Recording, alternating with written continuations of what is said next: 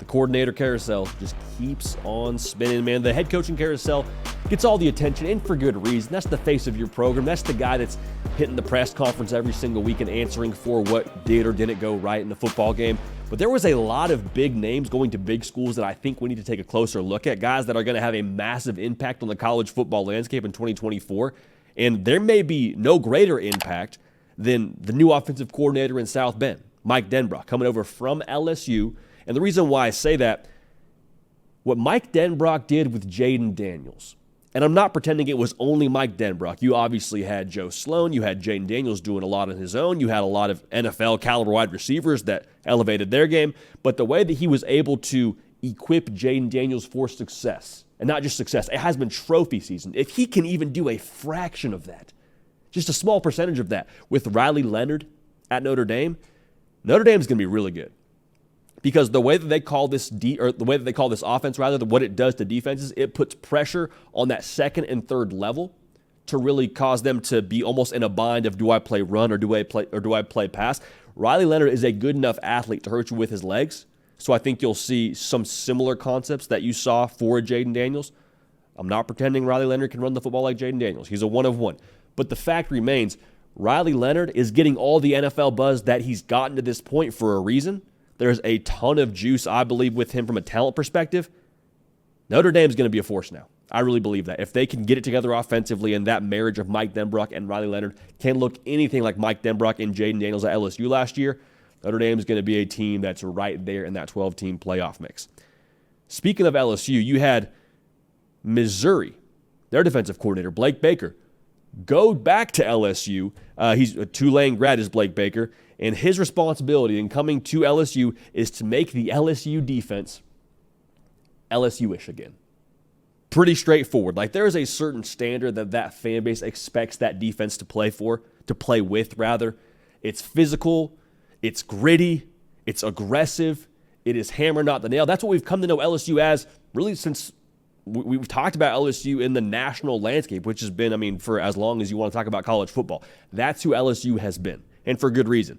Now, Blake Baker, coming from Missouri, had a defense last year that was top 25 in scoring defense and yards per play allowed, top 10 in the country in sack rate.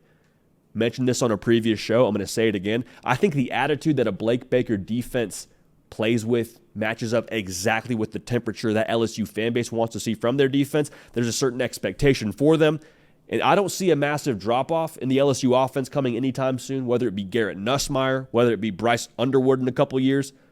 But Blake Baker, man, if they can have a defense that is up to their standards in Baton Rouge, and their standards are pretty high now, don't get it twisted, but if they can be up to par for them in LSU, they're going to be a national title contender.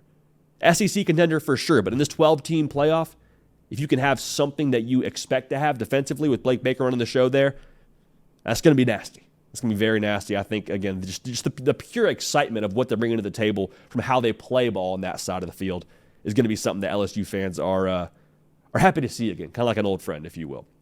Speaking of old friends, how about Ohio State reuniting Chip Kelly with Ryan Day? Chip Kelly, of course, it was well documented, was at UCLA.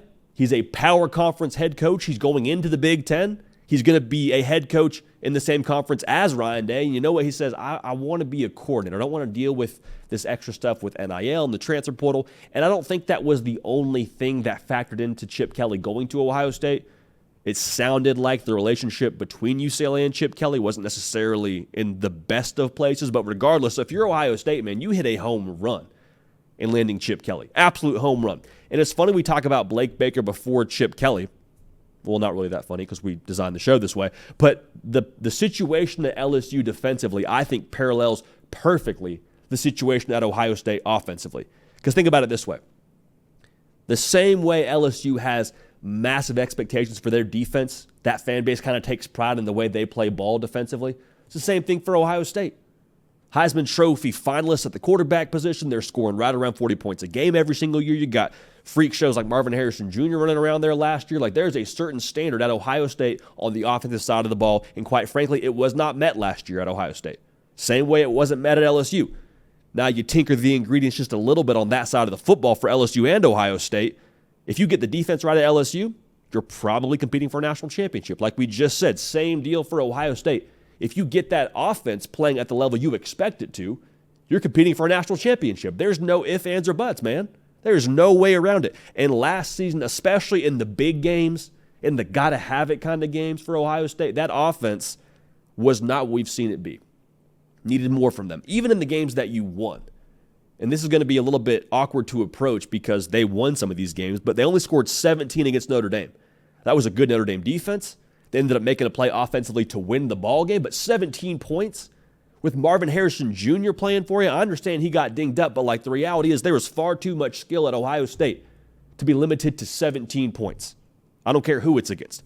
You play Penn State. Penn State, another elite defense. Elite defense. We saw this in person.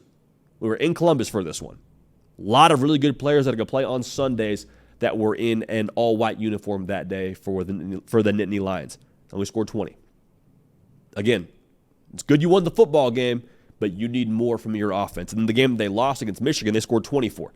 The Ohio State offense averaged 30 points a game last year. That's good for a lot of places. It's great for a lot of places. It's not good enough at Ohio State. With the way they recruit, with the talent they typically have at quarterback, they should score a lot more. Now, maybe the question there, the caveat there is, well, hey, we didn't have what we needed at quarterback last year. Kyle McCord, God bless him, he's not C.J. Stroud. He's not Justin Fields. He's not Dwayne Haskins. That's okay. They have that conversation with Kyle McCord. Tell him, hey, we can't guarantee you the starting quarterback position. Go out and get Will Howard. All that's to say, I am fascinated and excited to see what Chip Kelly does when he is just focusing on the offensive side of the ball.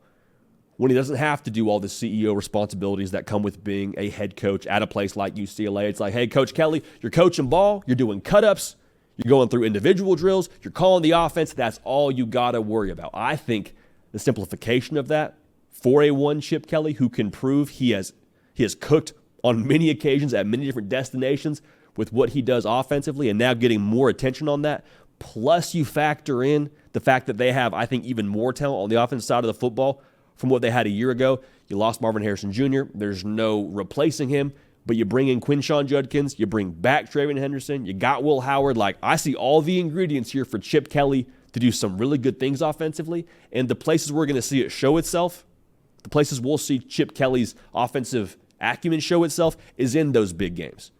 Talked about the way they didn't have it against some of these big-time games last year, needed the defense to win for you, at Oregon, at Penn State, Michigan to end the season in Columbus. Those are all games where I think we're going to see Chip Kelly really prove why he was the right choice for Ohio State as their next offensive coordinator.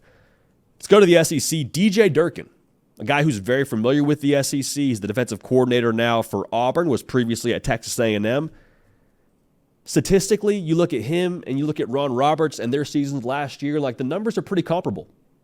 Both allowed right around 24 points a game, 23 points a game at their respective schools.